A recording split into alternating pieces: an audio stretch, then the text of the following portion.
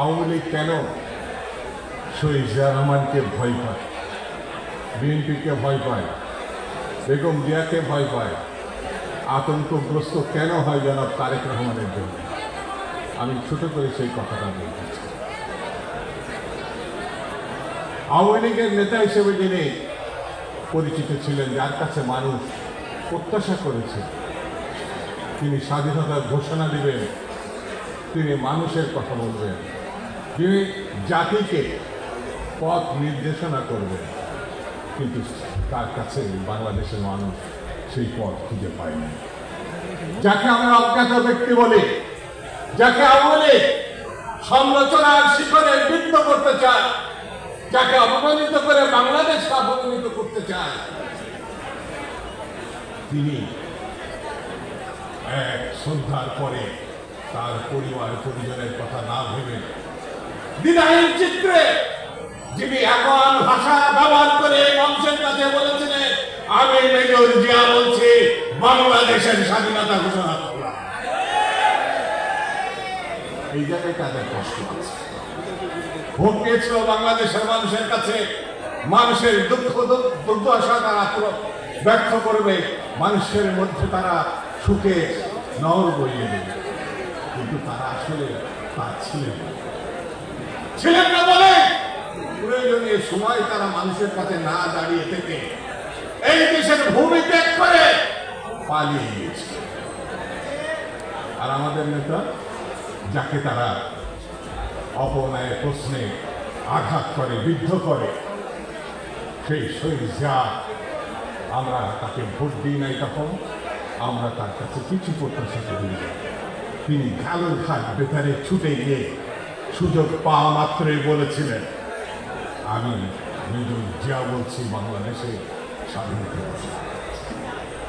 কষ্ট তো আপনাদের থাকবেই, কিন্তু বাস্তবতা মানবেন না।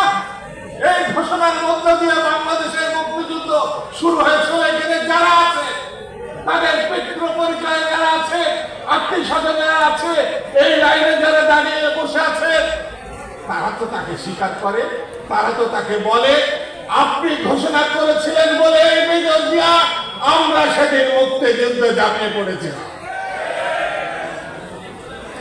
বই বই লেখা আছে, ইতিহাসে লেখা আছে, মানুষের মুখে মুখে কথা বলে, কবিতার ভাষায় তার নামে জয়গান করে। আপনি মানলেন কি মানলেন না, আপনারা তাকে শ্রদ্ধা করলেন কি করলেন না, তাতে আপনার কিচ্ছু যায় আসে না। যায় আসে? যায় আসে? যায় আসে? এইরকম বুলন্দ আওয়াজ দিয়ে আমাদেরকে জেগে উঠতে হবে, এবং সেই জেগে উঠার মধ্য দিয়ে আমরা যেমন শহীদ জিয়া ইতিহাস গড়েছিলেন, তার সঙ্গী সাথীরা ইতিহাস গড়েছিলেন, আমাদের ইতিহাস করতে হবে। দ্বিতীয়টা কারণ হচ্ছে শহীদ জিয়াকে তারা অপছন্দ করা। ৭২-৭৫ একটি সরকার, একজন নেতা পুরোপুরি ভাবে ব্যর্থ হয়েছিল। খাদ্য দিতে পারে নাই জনগণকে, দুর্ভিক্ষ দিয়ে হাজারে হাজারে লক্ষ লক্ষ মানুষকে মৃত্যুর দিকে ঠেলে দিয়েছিল। হাইরে সেদিন ঢাকা এবং সারা দেশের মানুষ, অসহায় মানুষ, গরিব মানুষ, ভাত না একটু ফ্যানের জন্য, ভাতের একটু ফ্যানের জন্য তারা দাঁড়ে দাঁড়ে ঘুরেছে। আমরা একটুখানি বাঁচতে চাই, বাঁচতে চাই, বাঁচতে চাই। স্বাধীন দেশের শাসক তখন উৎসবে মেতেছে, কোনো বিয়ের অনুষ্ঠানে উৎসবে মেতেছে, কোনো সংগঠনে মানুষের দিকে তাকায়। শহীদ জিয়া যখন ক্ষমতায় আসছে,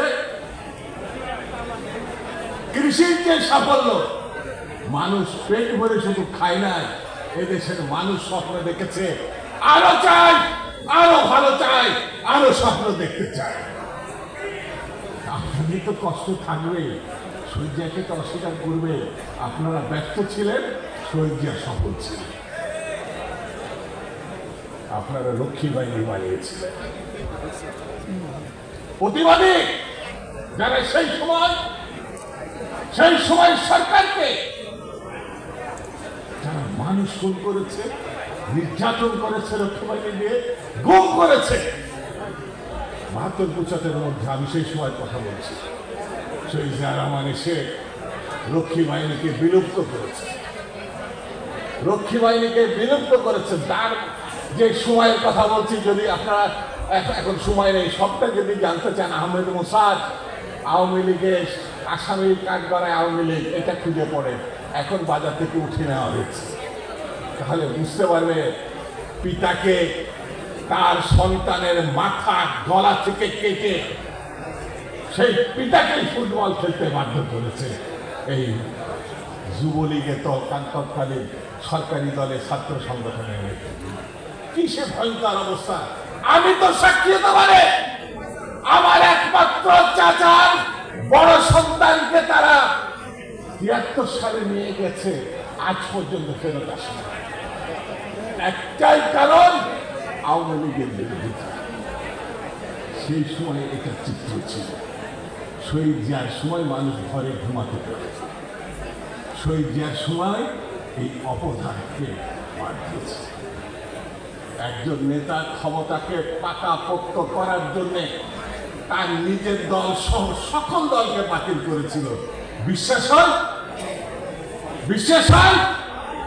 আজকে যে আওয়ামী লীগকে নিয়ে বড়াই করে, সেদিন সেই নেতা বলেছিল, বললে কষ্ট পাবে, তিনি আক্ষেপ করে বলেছিলেন, লোকে পায় সোনার খড়ি, আমি পাই এই চোরের সংখ্যা যে কত এখন আমরা দেখতে পাচ্ছি। এই চোর যে কত ভয়ঙ্কর!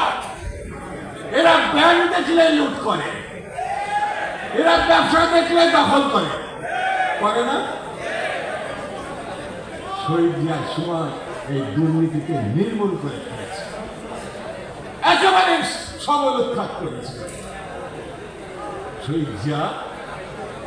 আর আগের সরকারের জিয়া, সেই জন্য বাংলাদেশটাকে পাল্টিয়ে দেওয়ার জন্য তিনি বাংলাদেশ জাতীয়তাবাদী দল গঠন করেছেন। এত নির্যাতন 15-17 বছর 18 বছর ধরে বাংলাদেশের সফল প্রধানমন্ত্রী, গণতন্ত্র প্রতিষ্ঠার প্রধানমন্ত্রী, যিনি বাংলাদেশের নারী শিক্ষাকে কোথায় নিয়ে গেছে, রূপকথার পর্যায়ে নিয়ে গেছে, তাকে 6টি বছর ধরে তারা আটকে রেখেছে। শুধু জিয়াকে না, তার উত্তরসূরি, তাকে তার মিথ্যা মামলায় তথাকথিত বিচারে তারা তাকে বন্দী করে রেখেছে। আর আমাদের নেতা, আপনি কল্পনা করতে পারেন, শেখ হাসিনা, আমি নাম উল্লেখ করে বলি, তাকে এই দেশে এনে তার সম্পত্তি, তার বাড়ি অবৈধ রহমানের হাত দিয়ে তার কাছে হস্তান্তর করেছিল, ব্যাংকের টাকা, স্বর্ণ, সবকিছু। আর আমাদের নেতাকে এখন লন্ডনে থাকতে হচ্ছে। এই জন্যই বলি, ওই সময় আর শহীদ জিয়ার সময়, এটা যদি পার্থক্য বলে মানুষ বোঝে বলে এখনো পর্যন্ত 17-18 বছর বিএনপিকে একটুখানি দুর্বল করতে পেরেছে, আমি অন্তত পক্ষে বিশ্বাস করি না। আপনারা ব্যর্থ, শহীদ জিয়া সফল। আপনারা ব্যর্থ, তখনও ব্যর্থ, এখনো ব্যর্থ।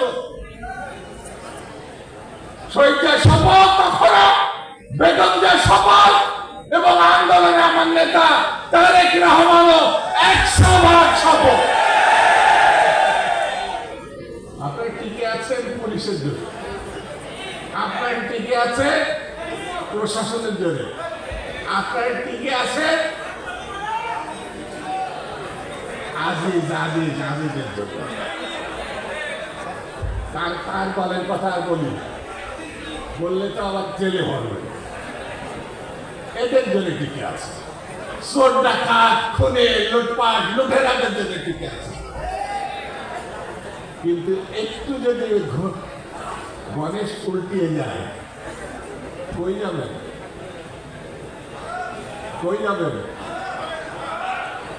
ভারতও আপনাদের নেবেন। ওই শ্রীলঙ্কা যখন ব্যস্ত হয়েছিল তার রাষ্ট্রপতিকে সে ভিসা চাইছিল, খেয়াল আছে কিনা একটু চিন্তা করে দেখেন, তখন তার ভিসা দেয়নি। আমেরিকার বন্ধু ইরানের শাহ যখন ব্যর্থ হয়েছিলেন, উৎখাত হয়েছিলেন, আমেরিকায় ঢুকতে পারেনি। যাবেন কই? বঙ্গোপসাগরে লাভ দেওয়া ছাড়া আর কোনো পথ নাই। কথা ঠিক আছে?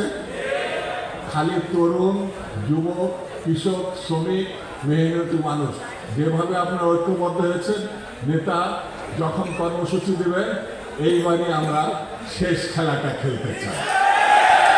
রাজি আছেন? রাজি আছেন? আমার নেতার প্রতি শ্রদ্ধা, আমি বিয়ের মাথার কামনা করিয়া আল্লাহর কাছে, মানুষের জন্য যিনি করেছেন, আল্লাহ যেন তার বেশ নসিব করে। খুদা হাফেজ। বাংলাদেশ জিন্দাবাদ।